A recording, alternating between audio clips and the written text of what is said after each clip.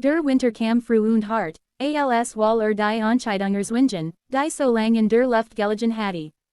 Schnee legt sich wie ein Schweigen über die Ebene, deckt Spuren zu und macht jeden Schritt sichtbar, der neu gesetzt wird. Eli stand am Fenster und beobachtet, wie sie draußen arbeitet, selb jetzt, mit klammen Fingern und rotem Gesicht. Sie bewegt sich vorsichtig, prüft jeden Tritt, als lausche sie dem Boden. Sieht dem letzten Besieg des Manns im Mantel hatte sich etwas verändert. Die Ranch war nicht mehr nur ein Ort des Rückzugs, sie war zu einem Notenpunkt geworden, zu einem Beweisstück. Die Stadt lag einen halben Tagesritt entfernt, und der Weg dorthin war im Schnee gefährlich. Doch sie hatte darauf bestanden, zu gehen. Nicht heute, nicht morgen, aber bald. Sie hatte Listen geschrieben, Namen, Seiten, kleine Skizzen von Gesichtern, die Eli Kant oder zu kennen glaut. Der Postenfahrer Tom kam auf der Vorbe, brachte ne Kricken und nam welche mit. In der Stube stapelten sich Papier, Karten, Zeichen, und Eli lernt, sie zu lesen. Lernt, dass Wahrheit manchmal leise sein muss, zu überleben. Eines Morgens fand Eli das Medaillon wieder, das sie einst aus der Tasche gezogen hatte. Es lag offen auf dem Tisch, das Siegel der Eisenbahn klar zu sehen. Den bin ein weiterer Zettel, frisch beschrieben. Hut, Eli sah sie an, fragte mit den Augen. Sie nickte, der Schnee hatte aufgehört, der Himmel war klar, und genau das macht den Tag gefährlich. Sichtweit bedutet Bewegung, sie ritten früh los, nahmen den schmalen Pfad durch die Schlucht, den sie markiert hatte. Eli trug die Papier nahe Körper, sie führt, mit Kursen gestanden, wo sie langsamer werden müssen, wo der Wind die Spuren variiert. Mehr als einmal hielt sie inne, legt die Hand auf den Boden, als kann sie hören, was Eli nicht konnt. In der Nähe der Stadt trennten sie sich. Eli wird zu Tom gehen, sie zum alten Lagerhaus am Fluss, wo man sie erwartet. Zugen, hatte sie geschrieben. Menschen, die gesehen hatten, wie Vertrag gewechselt, wie Grenzen verschoben worden waren. Die Stunden denten sich, Eli wartet, die kalt Krach in die Nacken. Als Tom schließlich kam, war sein Gesicht ernst. Hatte die Nachricht weitergegeben, sagte und die Stadt war unruhig. Zu viele Fragen, zu viele Augen. Eli nickte, wusste, dass unruhig der Preis war. Dan horten sie fort, der Mann im Mantel kam nicht allein. Wir Reiter flankierten ihre Mantel dunkel, ihre Gesichter geschlossen. Lächelt, als hatte genau diesen Moment geplant. Sprach ruhig, fast freundlich, baten, alles zu regeln, jetzt sofort. Eli hort kaum hin, sah in dem Mann vorbei, sucht den Weg zum Fluss. Zu spät, zwei Reiter hatten sich dort positioniert. Die Fall war nicht perfekt, aber sie war da. Eli trat einen Schritt vor, legt die Hand auf das Gewehr, hab es nicht. Der Mann im Mantel hab ebenfalls die Hand, beschwichtigend, und in diesem Moment wusste Eli, dass verlieren wird, wenn sich auf Gerausch verließ. Dan sah sie, nicht dort, wo sie erwartet hatte, sondern auf dem Dach des Lagerhauses, klein gegen den Himmel, aber unübersehbar. Sie hielt das Medaillon hoch, Dan ließ sie es fallen. Es klirrt auf den Steinboden, laut genug, Aufmerksamkeit zu erzwingen. Die Stadtbewohner traten nahe, einer nach dem anderen. Sie hatte sie gerufen, mit Zeichen, mit Zetteln, mit der Geduld, die man lernt, wenn man nicht gehört wird. Sie sah auf die Karten, die Markierungen, die Fall, die Eli gefunden hatte. Sie führt einen alten Mann vor, dessen Land vermessen worden war, ohne dass davon wusste. Eine Frau, deren Unterschrift gefälscht war. Die Gesten waren klar, unmissverständlich. Wahrheit, zusammengesetzt aus Stille. Der Mann im Mantel versicht zu lachen, doch das Lachen blieb im Hals stecken. Zu viele Augen, zu viele Beweis. Ein Sheriff trat vor, die Mutz tief, der Blick wachsam. Verlangte die Papier, Eli reicht sie, der Mann im Mantel zögert, dann gab nach. Sein macht viel nicht mit einem now, sondern mit einem Racheln, Blatt für Blatt. Es kam nicht zum Schuss. Es kam zur Entscheidung. Die Reiter zogen sich zurück, der Mann im Mantel ritt davon, nicht besiegt im Herzen, aber entlarvt. Die Stadt atmet aus. Jemand klopft Eli auf die Schulter. Jemand anders nickte ihr zu, respektivo. Sei lachelt nicht, aber ihre Schultern sanken, als wär eine Last abgelegt worden. Der Ruckweg zur Ranch war still. Der Schnee knirscht, der Himmel farb sich rosa. Eli wusst, das nix wieder so sein Word wie zuver. Das Land war noch da, die Gefahr nicht verschwunden, aber etwas hatte sich verschoben. Als sei ankommen, stellt sei sich in die Mitte der Weide, breitet die Arm aus, als Word sei den Wind lesen. Dan schrieb sei im Schnee, langsam, sorgfältig, frei. Die Tage danach waren Arbeit. Sei setzten son neu, flansten dort, wo der Boden es Zulis, reparierten, was vernachlässigt worden war. Menschen kamen vorbei, nicht aus Neugier, sondern der Winter kam früh und hart, als weil die Entscheidungswingen, die so lang in der Luft gelegen hatte. Schnee legt sich wie ein Schweigen über die Ebene, deckt Spuren zu und macht jeden Schritt sichtbar, der neu gesetzt wird. Eli stand am Fenster und beobachtet, wie sei draußen arbeitet, selb jetzt, mit klammen Fingern und rotem Gesicht. Sei bewegt sich vorsichtig, prüft jeden Tritt, als lausche sei dem Boden. Sieht dem letzten Besieg des Manns im Mantel hatte sich etwas verändert. Die Ranch war nicht mehr nur ein Ort des Rückzugs, sei war zu einem Notenpunkt geworden, zu einem Beweisstück. Die Stadt lag einen halben Tagesritt entfernt, und der Weg dorthin war im Schnee gefährlich. Doch sei hatte darauf bestanden, zu gehen. Nicht heut, nicht morgen, aber bald. Sei hatte Listen geschrieben, Namen, Seiten, kleine Skizzen von Gesichtern, die Eli Kant oder zu kennen glaut. Der Postenfahrer Tom kam auf der Vorbe, brachte Kricken und nam welche mit. In der Stube stapelten sich Papier, Karten, Zeichen, und Eli lernt, sei zu lesen. Lernt, dass Wahrheit manchmal leise sein muss, zu überleben. Eines Morgens fand Eli das Medaillon wieder, das sei einst aus der Tasche gezogen hatte. Es lag offen auf dem Tisch, das Siegel der Eisenbahn klar zu sehen. Den bin ein weiterer Zettel, frisch beschrieben.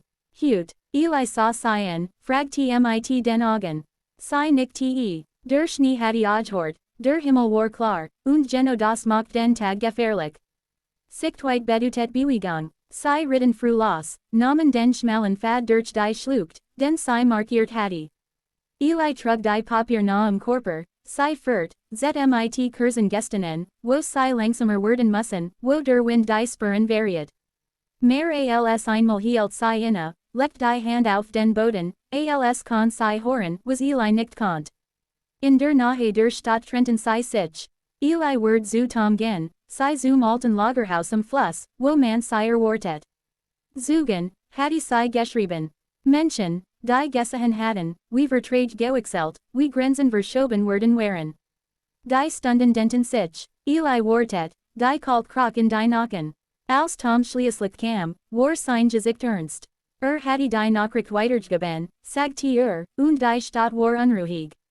Zu viele Fragen, zu viele Augen. Eli nickte, wusst, das Unruhe der Preis war.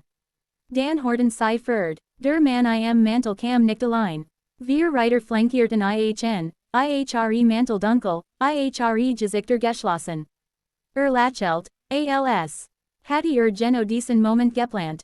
Sprach ruhig, fast freundlich, baten, alles zu regeln, jetzt sofort. Eli hort kaum hin, sah in dem Mann vorbei, sucht den Weg zum Fluss. Zu spat, zwei Reiter hatten sich dort positioniert. Die Fall war nicht perfekt, aber sei war da. Eli trat einen Schritt legt die Hand auf das Gewehr, hab es nicht. Der Mann im Mantel hab ebenfalls die Hand, beschwichtigend, und in diesem Moment wusste Eli, dass verlieren wird, wenn sich auf Gerausch verließ. Dan sah sei, nicht dort, wo sei erwartet hatte, sondern auf dem Dach des Lagerhauses, klein gegen den Himmel, aber unübersehbar. Sei hielt das Medaillon hoch, Dan ließ sei es fallen. Es klirrt auf den Steinboden, laut genug, Aufmerksamkeit zu erzwingen. Die Stadtbewohner traten nahe, einer nach dem anderen. Sei hatte sei gerufen, mit Zeichen, mit Zetteln, mit der Geduld, die man lernt, wenn man nicht gehört wird. Sei zet auf die Karten, die Markierungen, die Fall, die Eli gefunden hatte. Sei führt einen alten Mann dessen Land vermessen worden war, ohne dass davon wusste. Eine Frau, deren Unterschrift gefälscht war. Die Gästen waren klar, unmissverständlich. Wahrheit, Zusammengesetzt aus Stille. Der Mann im Mantel versicht zu lachen, doch das Lachen blieb im Haus stecken. Zu viele Augen, zu viele Beweis. Ein Sheriff trat ver, die Mutz tief, der Blick wachsam. Verlangte die Papier, Eli reicht sei, der Mann im Mantel zögert, dann gab nach. Sein macht sehr viel nicht mit einem now, sondern mit einem Rascheln, Blatt für Blatt. Es kam nicht zum Schuss. Es kam zur Entscheidung. Die Reiter zogen sich zurück, der Mann im Mantel ritt davon, nicht beziegt im Herzen, aber entlarvt. Die Stadt atmet aus. Jemand klopft Eli auf die Schulter. Jemand anders nicht ihr zu, respektivo. Sie lächelt nicht, aber ihre Schultern sanken, als wär eine Last abgelegt worden. Der Rückweg zur Ranch war still. Der Schnee knirscht, der Himmel farb sich rosa. Eli wusste, dass nichts wieder so sein wird wie zuvor. Das Land war noch da, die Gefahr nicht verschwunden, aber etwas hatte sich verschoben. Als sie ankommen, stellt sie sich in die Mitte der Weide, breitet die Arm aus, als wird sie den Wind lassen. Dann schrieb sie im Schnee, langsam, sorgfältig, frei. Die Tage danach waren Arbeit. Sie setzten zon neu, pflanzten dort, wo der Boden es zuliess, reparierten, was vernachlässigt worden war. Menschen kamen vorbei, nicht aus Neugier, sondern aus Dankbarkeit. Einer brach zusammen, ein anderer Werkzeug. Die Ranch wird zu einem Ort des Austauschs. Eli lernt, wie viel eine Gest wird sein konnt, wenn Worte fehlten. Eines Abends, als der Winter nachließ und das Tauwasser den Bach anschwellen ließ, saßen sie im Feuer. Sie nahm die Kreide, zögert, schrieb dann einen Namen. Ihren, darunter einen weiteren, den ihres Vaters. Eli las, nicht nahm die Kreide und schrieb, bleib. Nicht als bit, sondern als Angebot. Sie sah ihnen, lang, prüfend, wie am ersten Tag. Dann strich sie das Wort nicht durch. Sie schrieb denben, zu Haus. Der Frühling kam vorsichtig, brach durch den Boden, Vogel kehrten zurück. Eli stand auf dem Zahn und sah zu, wie sie ging, sicher, aufmerksam, frei. Wusste, dass sie nicht gekauft hatte. Hatte zugehört, auf eine Weise, die erst lernen musste. Und sie hatte ihm gezeigt, dass eine Stimme nicht laut sein musste, die Welt zu verändern, aus Dankbarkeit. Einer brach zusammen, ein anderer Werkzeug. Die Ranch wird zu einem Ort des Austauschs. Eli lernt, wie viel eine Gest wird sein konnt, wenn Worte fehlten. Eines Abends, als der Winter nachließ und das Tauwasser den Bach anschwellen ließ, saßen sie im Feuer. Sie nahm die Kreide, zögert, schrieb dann einen Namen. Ihren, darunter einen weiteren, den ihres Vaters. Eli las, nicht nahm die Kreide und schrieb, bleib. Nicht als bit, sondern als Angebot. Sie sah ihnen, lang, prüfend, wie am ersten Tag. Dann strich sie das Wort nicht durch. Sie schrieb denben, zu Haus. Der Frühling kam vorsichtig, brach durch den Boden, Vogel kehrten zurück. Eli stand auf dem Zahn und sah zu, wie sie ging, sicher, aufmerksam, frei. Wusste, dass sie nicht gekauft hatte. Hatte zugehört, auf eine Weise, die erst lernen musste. Und sie hatte ihm gezeigt, dass eine Stimme nicht laut sein musste, die Welt zu verändern. After the freeze loosened its grip, people expected the story to end cleanly, like a storm that blows itself empty and leaves nothing but drifts and silence. It didn't. Winter had taken its time, and it had left marks that didn't melt when the sun finally dared to rise. The prairie looked skinned, its white surface stretched tight over a wound that refused to close.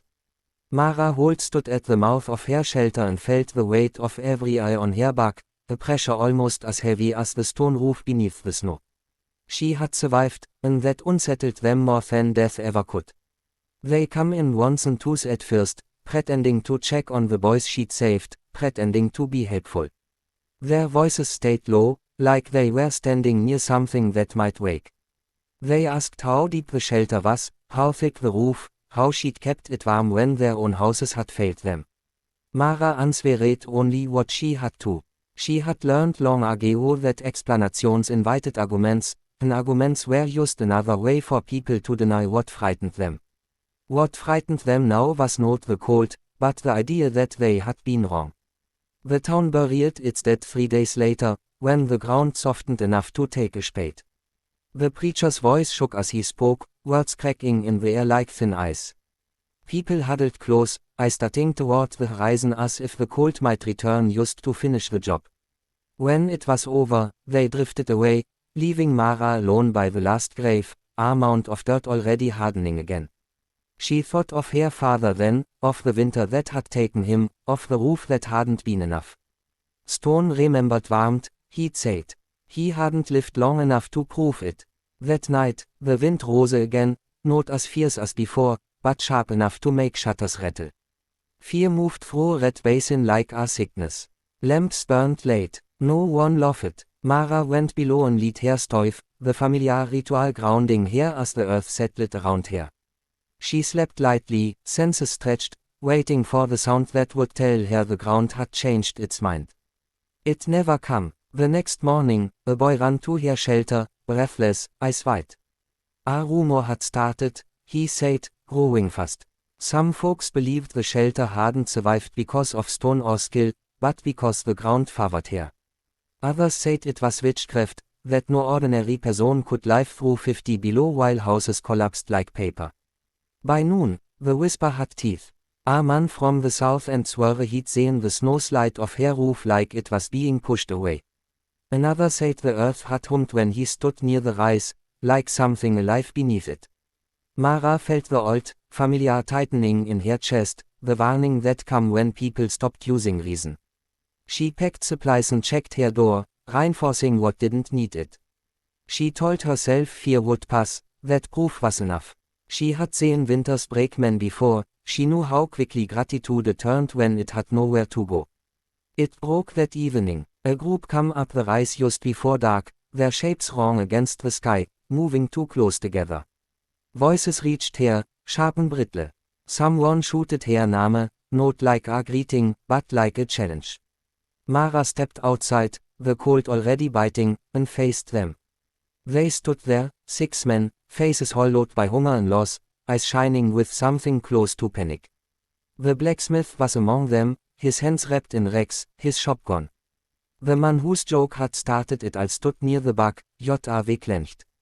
They demanded she open the shelter, said the town needed it now, said one woman didn't deserve what could save them all. Someone said it wasn't natural. Someone else said the ground should belong to everyone. The words tangled together, anger feeding on fear. Mara listened until the wind carried a smell she recognized, sharp and dangerous. Kerosene. You open it, the blacksmith said, voice breaking, or we'll open it for you. For a long moment, the only sound was the wind sliding over packed snow. Then Mara stepped aside. She didn't argue. She didn't plead. She reached down and pulled the door wide, letting warm air spill out like breath. The men froze, not from cold, but from the sight of it. Stone walls held steady. The roof sat low and sure. Heat rolled out in a wave, undeniable and real. They crowded in without thinking, boots thudding, shoulders scraping stone. The shelter filled fast, bodies pressing close, steam rising from damp cloths. Someone laughed, high and shaky. Someone else dropped to his knees. For a moment, it looked like chaos would swallow them all. Then the ground shifted, not more, just enough. A low groan rolled through the stone, deep and slow, like the earth clearing its throat. Dust fell from the ceiling. The men went silent. Mara felt it through her boots, through her bones, the subtle warning she had been listening for since the first shovel struck frozen soil. Too many bodies. Too much weight in one place. Stone remembered warmth, but it also remembered pressure. Out, she said, voice cutting clean through the hush. No one moved. The groan came again, louder this time. A hairline crack traced itself along a seam in the stone, white against grey. Panic hit all at once. Men searched for the door, shoving, shooting, clawing past each other. Someone slipped. Someone screamed. Mara braced herself and held the door wide, guiding bodies through, pushing when she had to, counting heartbeats instead of people. The crack stopped spreading. The ground settled back into itself. When the last man stumbled out, gasping, the shelter stood whole, scared but alive. Silence dropped hard and final. Outside, faces were white, I swayed with what they had nearly done. The kerosene can lie forgotten in the snow, its threat made a small by how close death had been. No one spoke, there was nothing left to accuse her of now. The earth itself had answered. They left one by one, shame heavy on their backs. The blacksmith paused last, unable to meet her gaze. You knew, he said quietly. Yes, Mara replied, it was the only truth that mattered. Winter dragged on, but it never reached that depth again. People learned, some dug cellars deeper. Some reinforced roofs. A few come to Mara with questions asked the right way, and she answered them. She did not share everything. Survival was not a trick to be handed out lightly. When spring finally came, thin and uncertain, the snow melted back from the rise, revealing nothing more than a gentle hump in the land. From a distance, it looked like part of the prairie, unremarkable, easy to overlook. That suited her just fine. The cold had mocked her once. It never did again.